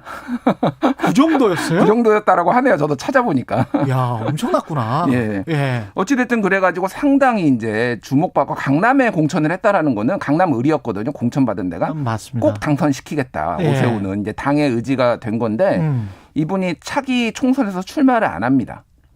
그리고 그 정치자금법 오세훈법이라고 만드는 뭐 지구당을 폐지하고 한마디로 돈 덜 드는 선거를 하겠다 이런 법안을 발의를 해요. 그게 이제 소위 말하는 차떼기 정당 이미지가 매우 강했었잖아요. 그때. 그렇습니다. 예, 맞습니다. 그러니까 그런 것들을 이제 뭐 이제 제안을 하면서 굉장히 개혁적인 이미지. 그래서 그 이후에 정수기 광고를 찍습니다, 이분이. 깨끗하다. 예. 그 깨끗한 정치인의 이미지. 그래서 그때 그 정치 광고에 세상도 투명하게 뭐 이런 단어가 들어가요. 이미지가 좋았어. 제 생각에도 처음에 이미지는 되게 좋았던 것 같아요. 그래서 여기까지 이제 굉장히 뭐 어떻게 보면은 순풍을 탔듯이 이제 딱 된 거죠. 정수희 같은 남자. 여기가 그런데, 이제 첫 번째 키워드죠. 근데 이제 두 번째 키워드는 홍카콜라. 콜라도 물인가? 물이죠. 약간의 무리수가 있다고 제가 말씀드렸어요. 이게 무리수인데? 근데 홍카콜라의 추억입니다. 이게 홍준표 지금 의원하고 상당히 악연? 인연이 많아요. 아, 그래요? 일단은 2006년에 민주당에서 서울시장 후보로 강금실 후보, 법무장관이 이제 나왔습니다. 그러니까 여기에서 이제 그 당시에 한나라당이었나요? 한나라당에서 홍준표 후보가 나옵니다. 홍준표 후보, 맹영규 후보가 나오는데 갑자기 선거 16일인가 앞두고 2주인가 앞두고 오세훈 후보가 등판을 해요. 그래서 홍준표 후보를 이깁니다. 그러니까 여기에서 이미 약간 이제 악연이 시작된 거죠. 두 번째 악연이 있어요. 2011년에 무상급식 그때 투표 있었잖아요. 그때 당시 대표가 홍준표 대표였어요. 한나라당 대표가 홍준표. 말렸습니다. 이거 왜 하냐 이거를. 이거를 왜 하니 이러면서 진짜 강하게 말렸어요. 그렇죠. 근데 이제 그때 당시 오세훈 시장의 입장은 보수층에 좀 구애를 해야 되는 거였어요. 이를테면 대선까지 가려면은 보수 당내 경선을 통과를 해야 되는데 너무 뭐 이렇게 중도 성향의 이미지가 있으니까 보수 색깔을 좀 강화하겠다. 나는 이렇게 좌파 포퓰리즘을 싫어한다. 뭐 이런 인상을 주고 싶어 했구나. 그렇죠. 그래가지고 홍준표 대표가 말렸는데 강행을 해가지고 결국은 30%가 뭐 투표율이 못 넘어가지고 본인 시장직을 걸었는데 사퇴를 하잖아요. 이거의 후폭풍으로 홍준표 당대표도 사퇴를 합니다. 얼마 안 있어서. 야, 이게 완전 물귀신이 돼버렸네. 완전 물귀신이 돼버렸죠. 그리고 2019년에도 이제 자유한국당 당대표 선거에 오세훈 후보가 나가요. 근데 이제 홍준표 후보는 나가기로 했다가 룰이 공정하지 않다면 안 나왔는데 어쨌든 거기서도 약간의 이제 뭐 티격태격이 있었죠. 그때는 이제 그 법무부장 황교안 대표가 됐죠. 그 이후에 그래서 악연이 많았는데 최근에 극찬을 했어요. 대단하신 분이다. 홍준표 의원이. 홍준표 전 대표가. 그래서 이제 둘의 관계가 복원이 되는 것이냐. 서로 이해관계가 맞아서 뭐 이렇게 둘의 관계가 어떻게 될지도 좀 지켜볼 필요가 있을 것 같아요. 세 번째 키워드는 물 먹은 5살 훈이. 그러니까 물을 좀 많이 먹었네요. 많이 먹었죠. 생각해 보니까. 이분이 그래서 야인 생활을 10년 동안 합니다. 야인 생활. 연전 연패를 해요. 일단 나오는 선거는 나왔어요. 계속 선거는 나왔죠. 2016년에 종로에 출마를 했는데 정세균 지금 총리 의원한테 졌고요. 2019년에도 자유한국당 당대표 나왔는데 아까 전에 황교안 대표한테 졌고요. 그리고 2020년에는 기억하시겠지만 광진을에 나와서 신인 고민정 의원한테 졌어요. 그러니까 나오는 패배의 아이콘입니다. 지금 패배의 아이콘은 약간 안철수 후보처럼 됐지만은 이분이 계속 패배를 해요. 그러니까 물 먹은 거죠, 한마디로. 이제 5살 훈이라는 거는 이때 그 5세 훈이잖아요. 5세 훈이다. 이게 철이 없다. 5세다. 그래서 5살 훈이 이게 별명이 됐구나. 별명이 돼버렸어요. 그 무상급식 사퇴 과정에서. 그래서 계속 이제 물을 먹는 건데 이게 하나만 더 말씀을 드리자면 이분이 물하고 관련이 있다라는 게 2011년에 그때 강남이 다 잠기는 그 여름에 홍수 있었던 거 기억나시나요? 그때 서울시장이었잖아요. 그랬구나. 그래서 그때 이게 재앙이다. 그래서 포세이돈이 아니라 오세이돈이다. 오세이돈 재앙이다. 뭐 이런 막 유행어가 그때 돌았어요. 그렇다. 그때 네. 한강 정비에 관해서도 논란이 많았었습니다. 예. 그래서 그 이분이 그리고 공약을 아라뱃길을 연결을 해가지고 서울을 베네치아처럼 만들겠다. 여의도까지 이렇게. 그래서 맞아요. 양화대교 교각을 더 넓혀야 돼가지고 공사도 한참 했어요. 맞습니다. 기억하시죠? 근데 어찌됐든 진짜 서울을 베네치아로 만들었다. 물에 잠기게. 뭐 이런 뭐 욕도 많이 먹고 그랬습니다. 어찌됐든. 그래서 물먹은 오세훈. 물먹은 오세훈. 이게 세 번째 키워드인데 네 번째 키워드는 눈물의 부활. 눈물의 부활. 이것도 물이야? 이거 물이죠. 진짜 좀 심한 것 같은데 너무 끼워 맞추는데. 아니에요. 이게 끼워 맞춘 게 아닙니다. 눈물도 물이 있다. 이분이 눈물을 자주 흘려요. 자주 흘립니까? 특히 이제 대표적인 게 2011년에 무상급식 투표를 앞두고 서울시장이 무릎 꿇고 눈물을 흘립니다. 오충기 와서 그런 거 아니에요? 근데 이제 어쨌든 패배를 했죠. 거기서 정확하게는 이제 30%가 못 넘었죠. 근데 최근에 나경원 그 당내 경선에서 나경원 후보를 이기고 또 눈물을 흘렸어요. 이분이 특징이 뭐냐면은 감수성을 자극하는 어떤 정치 행보를 잘하고 반성을 잘합니다. 이게 이분이 인기가 있는 이유 중에 하나가 잘못했으면은 잘못했다. 무릎 꿇고 납작 엎드리고 눈물 흘리고 이런 거 굉장히 잘해요. 어떻게 보면 그건 좋은 측면이네요. 좋은 측면이 있을 수 있어요. 그거는 분명. 그러니까 그거 감수성을 이제 자극을 하는 거죠. 그래서 이건 공감 능력이 또 충분히 있을 수 있다는 것이기 때문에. 일부에서는 쇼라고도 얘기를 합니다만 어쨌든 그렇게 보여줄 수 있는 것도 능력이니까요. 그러니까 정치인으로서는 그렇죠. 그게 이제 진심이면 정말 괜찮은 거고. 그래서 어쨌든 그런 눈물 호소 작전이 이번에도 잘 통했다. 그래서 이번에 서울시장 후보까지 국민의힘 후보로 이제 당선됐다. 그래서 눈물이 키워드가 될 수가 있는 거죠. 이런 것들 때문에 그러니까 아까 과거에 정수기 광고까지 나올 정도의 그런 개혁의 이미지 그런 것들 때문에 약간 좀 중도층을 이번에 빨아들여서 안철수 후보 표까지 먹었다 이렇게 볼 수도 있겠네요. 단일화 후보를 그럼요. 중도 이미지가 같이 겹치니까 이왕이면은 국민의힘 자기네 당 찍어주는 게 더 이제 표심이 그리려고 한 거죠. 그리고 그런 것 때문에 그 전에 보면 이제 나경원 후보에게도 승리를 거둘 수 있었던 게 약간 국민의힘스러운 그런 TK 이미지가 좀 덜하네. 그렇죠. 나경원 후보가 상대적으로 약간 비리 의혹도 있었고 약간 뭐라고 해 뻣뻣한 느낌이 있어요. 사실. 그렇죠. 그러니까 여기서 고개 바짝 숙이는 사람, 눈물 흘리고 이런 사람들이 더 유리했던 거죠. 오세훈 후보는 변호사로 그냥 쭉 한 거죠. 변호사였죠. 어디 판사나 이런 판사 안 했습니다. 판사를 안 했죠. 그러니까 어디에서 처음에 직장 생활을 시작하는가도 중요한 것 같아요. 맞아요. 그 사람의 이미지 그다음에 스스로 성격이 또 그렇게 될 수가 있어요. 일단 마지막 키워드는 물 만난 곡입니다. 그렇죠. 이제 물 만났습니다. 이번에 뭐 이제 아직 승리가 될지 뭐 패배를 할지 그 결과는 지켜봐야 되지만 많이 앞서고 있잖아요. 어찌됐든 여론조사 보면은 이게 의미가 있는 게 이번이 3선이거든요. 어찌됐든 3선이에요. 재선보다도 기간은 짧지만은 3선. 이번에 되면 3선이에요? 3선이에요. 근데 카운팅이 됩니다. 돼도 재선보다 기간이 짧아? 그렇죠.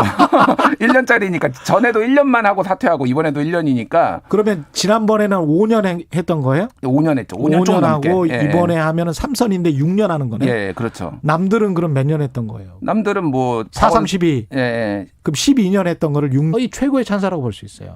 오세이돈 이렇게 재앙도 일으켰는데 뭔가 계속 말해보려고 이런 이야기를 하시는데 일단은 알겠습니다. 김준일 대표.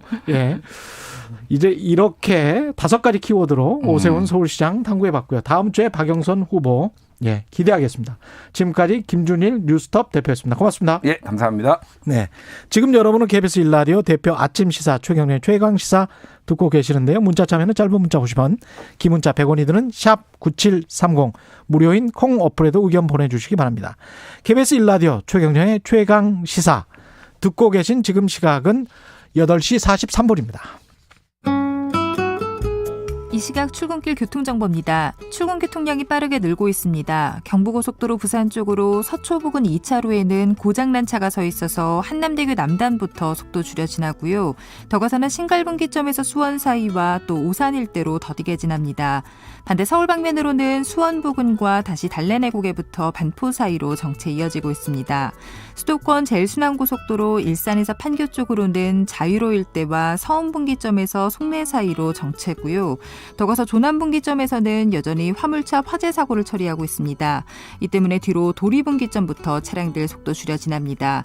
이후 판교를 지나 구리 쪽으로는 성남 부근과 다시 송파에서 서안암까지 정체입니다. KBS 교통정보센터에서 김민희였습니다. 여러분은 지금 KBS 1라디오 최경영의 최강시사와 함께하고 계십니다.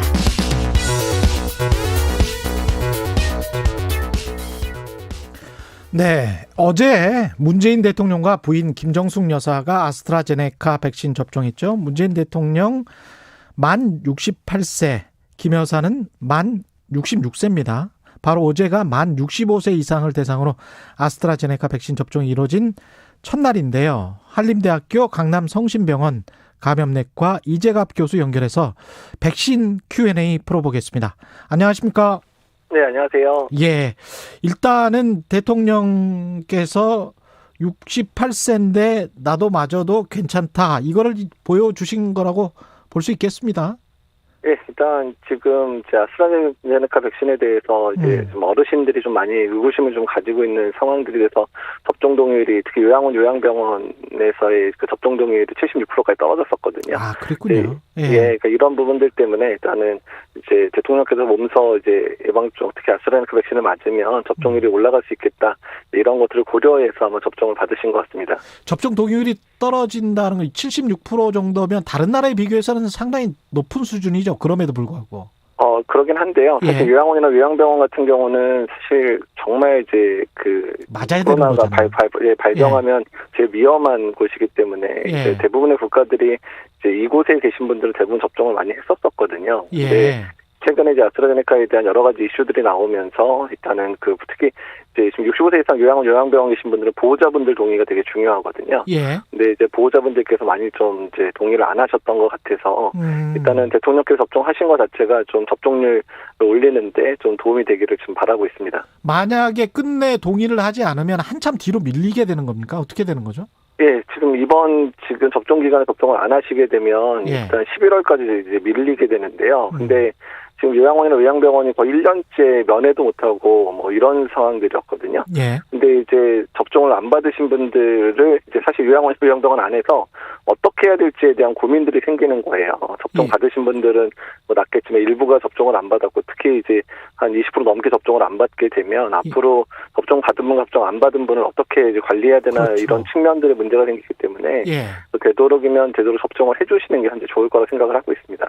접종을 하고 나면 접종을 한 당사자도 마스크를 계속 써야 되는 겁니까? 네, 일단 접종을 하고 나서도 효과가 나타나는 데까지는 2차 접종까지 하고도 한 2주 정도 이후로 이제 제일 좋은 효과가 나타난다고 보고 있거든요. 게다가 이제 무증상 감염에 대한 예방 효과는 실제 증상이 있어서 예방할 거리가 이제 연구에서 나오는 뭐 70%, 90% 이거보다 좀 낮습니다. 그래서 무증상 감염이 걸릴 가능성이 있기 때문에 그렇게 되면 특히 고위험군들한테는 전파를 시키게 되면 위험할 수 있기 때문에 일단은 그 접종을 하더라도 마스크는 계속 착용하도록 현재 질병관리청에서 권고하고 있습니다. 이게 좀 상식적인 질문인 것 같습니다만 그래도 혹시 이런 생각을 하시는 분들도 있을 것 같아요. 그러니까 접종을 했어요. 근데 그 바이러스가 이제 들어가 있는 거잖아요. 그러면 이 사람이 그 다른 가족이나 이런 옆에 있는 사람에게 감염시킬 수 있는 가능성이 뭐 높아지거나 낮아지거나 그런 연구 결과 혹시 있습니까? 일단은 지금 백신들은요. 일단 살아있는 바이러스 접종하고 이런 게 전혀 아니기 때문에 이제 바이러스의 유전자나 아니면 이제 바이러스 중에 백신의 효과를 내는 이제 항원 부분만 이제 쪼개서 집어넣기 때문에 백신 맞은 사람이 다른 사람한테 감염시킬 수는 없는 거고요. 다만 이제 백신 맞는 즈음에 이미 감염된 상태에서 이제 백신을 맞거나 아니면 잠복기에 백신을 맞은 사람들 같은 경우에는 이제 발병할 수 있는 상황들은 되거든요. 그런 분들은 당연히 다른 분한테 전파시킬 수 있는 거죠. 백신 때문은 아니군요. 예, 백신이 다른 사람에 전파되지 않습니다. 백신하고 혈전 형성하고 이 관련성 때문에 약간 좀 주춤주춤 하시는 분들도 있을 것 같은데 이것도 좀 설명해 주십시오. 예, 일단 지금 유럽에서 문제가 됐던 혈전증은 신부정맥 혈전증이라 그래서 다리 쪽에 있는 정맥들의 이제 혈류가 정체되면서 혈전이 생기고 그 혈전의 일부가 폐로 날아가게 되면 호흡곤란이나 이제 아니면 이제 아주 심각하게 이제 큰 혈전이 날아가면 급사를 할 수도 있는 그런 상황이 되는데요. 그 부분에 대해서는 이제 영국 자료 같은 경우에 화이자나 아스트라제네카나 발병 빈도가 비슷하다.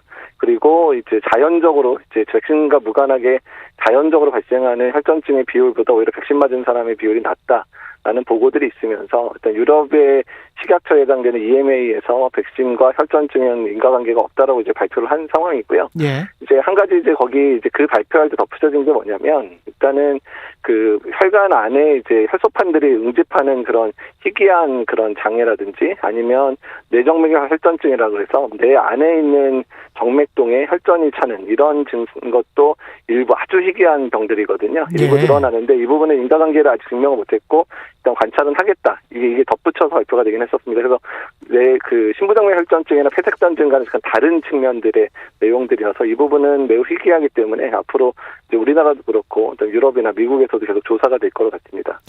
접종 후 그 경미한 부작용 중에서 뭐 두통을 호소하는 경우도 있다던데요. 예, 일단 이제 면역 반응이 생기게 되면 이제 열도 날 수 있고요. 그다음에 이제 근육통도 생길 수 있고 두통도 호소하고 또 머리가 아프니까 약간 울렁거리는 증상을 호소하는 분들이 있는데 이건 면역 반응에 의한 2차적인 부분들인데요. 다만 그 뇌정맥동 혈전증이 발생한 20대에 있었잖아요. 우리나라에서도 이제 그렇게 이제 극심한 두통을 호소하는 경우에는 일단은 의료진의 진료를 받으면 좋겠다. 이제 이렇게 얘기는 하고 있고요. 그 면역 반응에 의한 두통은 되게 하루나 이틀 만에 이제 호전이 되거든요. 하루나 이틀 만에 호전이 되지 않는 두통은 그 극심한 두통은 이제 의료진의 진료를 받아라 이렇게 권고를 하고 있습니다. 그 자신의 몸 상태에 따라서 기저질환이 있었다, 고혈압이나 당뇨병이 있다 이런 거 같은 경우는 어떻습니까? 이런 분들은? 일단 기저질환이 있는 분들은 이제 코로나19에 걸렸을 때 훨씬 이제 그 중증으로 진행하는 확률이 높아지기 때문에 예방 접종을 더 하셔야 된다고. 오히려 더 해야 된다.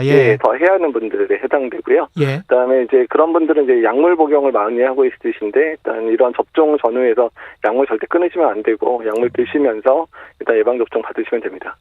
그러면 뭐 집안에 혈압약을 드시는 80대 아버지가 계시다. 이런 분은 어떻게 해야 될까요? 일단 혈압약 드시고 있는 거와 이제 접종에는 그 위험성은 없고요. 기저질환이 있으시기 때문에 고혈압도 이제 코로나19에 이제 고위험군에 해당되시기 때문에 그리고 80세에는 연세만으로도 고위험군이시니까 꼭 예방접종 하도록 해주셔야 되고요. 현재 75세 이상의 예방접종은 화이자로 결정이 돼 있고 4월 초부터 접종이 되니까 이제 그 접종 예약하라고 연락이 오면 일단 예약하시고 접종 진행하시면 될 것 같습니다. 뭐 어르신들 중에 류마티스 관절염 뭐 이런 것도 일상적으로 많이 있는데 이런 분들도 상관없습니까? 백신? 그러니까 특히 류마티스 관절염 같은 이제 자가 면역 질환들 같은 경우에는 이제 스테로이드라든지 면역 억제제를 사용하는 경우들이 많은데요. 그러니까 면역 억제제를 사용하면 백신의 효과는 일부 좀 이제 떨어질 수 있는 면역이 억제되기 때문에 하지만 안전성에는 크게 이슈가 없기 때문에 그리고 또 면역 억제제를 쓰게 되면 이분들도 당연히 이제 중증 코로나의 위험 인자를 가지고 계신 분이기 때문에 접종 꼭 하셔야 됩니다. 그 만성 두드러기가 있다 뭐 이런 경우는 어떨까요? 일단 이제 그 알레르기 만성 두드러기도 일종의 알레르기 질환인데요. 근데 이제 알레르기 질환이 있다고 해서 예방 접종을 못 하는 건 아니거든요. 그러니까 알레르기를 일으키는 성분이 뭐 백신 안에 있으면 그 백신은 피해야 되긴 하는데 이제 백신에 있는 성분이 일반적으로 이렇게 그 많이 사용되거나 이제 알레르기를 일으키거나 그러지는 않기도 하고요. 그래서 일단 이제 알레르기가 있었던 분들은 예진 상황에서 체크를 받기는 하시고요. 다만 예방접종은 당연히 가능합니다. 화이자나 모더나나 아스트라제네카 다 모두 가능하다고 돼 있고 다만 중증 아나필락시스라고 해서 알레르기 반응이 심각하게 있었던 분들 같은 경우에는 이제 그 부분들은 이제 그런 분 중에서 mRNA 백신 맞았을 때 이제 그 아나필락시스가 재현되는 경우들이 아주 극히 일부 있다 그러기 때문에 그 아나필락시스 30분 이내에 보통 많이 발생을 하기 때문에 그런 분들은 이제 접종 장소에 30분 정도 대기를 하도록 하고 있고요. 그다음에 이제 아나필락시스나 이런 게 없었던 것들은 15분 정도 대기하거든요. 그래서 그런 분들은 대기 시간을 좀 길게 해서 안전하게 접종 끝났는지를 확인 받으시면 될 것 같습니다. 우리가 접종을 하고 이제 집에 들어가서 몇 시간 지났는데 약간의 뭐 미열이 난다 이러면 보통 사람들이 생각하는 그 정도구나라고 생각할 수 있을 것 같은데 뭔가 이례적이다 몸이 좀 이상하다 그 정도의 반응은 어느 정도인 건가요? 일단 모든 지금 화이자나 모더나도 그렇고 아스트라제네카도 그렇고 이제 백신을 이제 맞고 나면 이제 뭐 미열 나는 경우도 있지만 38도, 39도처럼 고열이 나는 분들도 사실 있는데요. 어쨌든 특히 젊은 층에서 좀 고열이 나는 경우들이 있거든요. 어쨌든 고열이 나더라도 그런 부분들은 대부분 해열제 드시면서 하루 이틀 지나면 대부분 호전이 됩니다. 다만 우리가 이제 걱정하는 거는 이제 하루 이틀 지나도 열이 떨어지지 않거나 증상이 더 악화된다든지 또는 뭐 아까 말씀드린 혈전증과 관련된 호흡곤란이 동반된다 이런 증상이 있으면 바로 이제 의료진, 그러니까 응급실이든 아니면 의료진의 진료를 받으셔야 되고요. 하루 이틀 내에 호전되는 그런 발열, 근육통 이런 부분들은 대개 이제 그 해열제 먹으면 거의 48시간 내에 대부분 소실되니까 그런 부분은 이제 푹 쉬면서 물 많이 드시고 그다음에 해열제 드시면서 지켜보시면 될 것 같습니다. 최근에 이 진주 목욕탕 그 코로나19 연쇄 감염 이 상황은 어떻게 보세요? 일단 이제 목욕탕 자체가 이제 들어가시게 되면 이제 물을 쓰고 막 이래야 되니까 마스크 착용이 사실 어렵잖아요. 그리고 목욕탕에 이제 사우나 기능이 겸해져 있으면 목욕탕의 체류 시간이 상당히 길어집니다. 그래서 이제 그런 이유들로 인해서 아마도 이제 밀폐되고 그다음에 또 목욕탕은 창문을 못 열잖아요. 그 온도가 식을까봐. 그래서 밀폐된 공간 안에 확진자가 만약에 뭐 한두 명이라도 있고 그분이 오래 계시게 되는 상황이 되면 그 안이 마스크를 안 쓰기 때문에 아주 바이러스 전파가 잘 될 수 있는 공간이 되어버리거든요. 그래서 목욕탕 안이나 사우나 안에서의 시간들도 되도록이면 최소화시키시는 게 좋고요. 마스크를 사용할 수 있는 상황에서는 마스크를 계속 착용하고 계신 게 안전할 것 같긴 합니다. 아니 근데 그 다 벗고 그 얼굴만 마스크로 가린다는 것이 이게 약간 좀 코미디 같은 상황이어서 쉽지는 않고 그래도 이제 물을 계속 쓰기 때문에 그러니까 마스크를 좀 벗어야 되는 상황이 많아서 사실 그래서 이제 밀폐된 공간에 사람 수가 많을 때는 안 들어가시는 게 사실 좋은 거거든요. 결국 저 진주시는 목욕탕 내에 방수 마스크 의무화 한다라고 대책을 발표했는데 이게 아예 안 가는 게 낫겠죠? 안 가는 게 낫고 사실 방수 마스크라는 거 마스크 자체가 지금 공식적으로 식약처 승인을 받은 마스크가 없습니다. 그래서 지금 쓸만한 마스크가 없는 상황이기 때문에요. 그래서 되도록이면 밀폐된 공간 안에 안 가시는 게 현재로서 마스크 쓸 수 없는 밀폐된 공간에 안 가시는 게 맞습니다.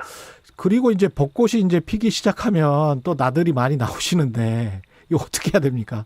대유행 또 걱정되는데. 지금 이제 활동량이 늘어나고 있는 게 이미 보이거든요. 주말에 차량 이동량 많이 증가되고 있거든요. 그래서 일단은 다시 유행이 이제 거세질 수도 있기 때문에 일단 아직까지 안심할 수 있는 상황이 아니라는 것 기억해 주시고 일단 최소한의 움직임을 보였으면 좋겠습니다.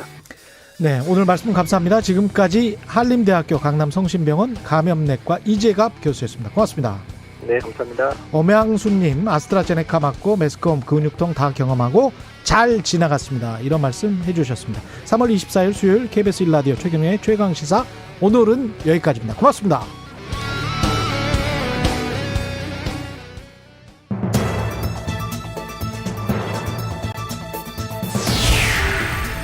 코로나19의 확산세가 심각합니다.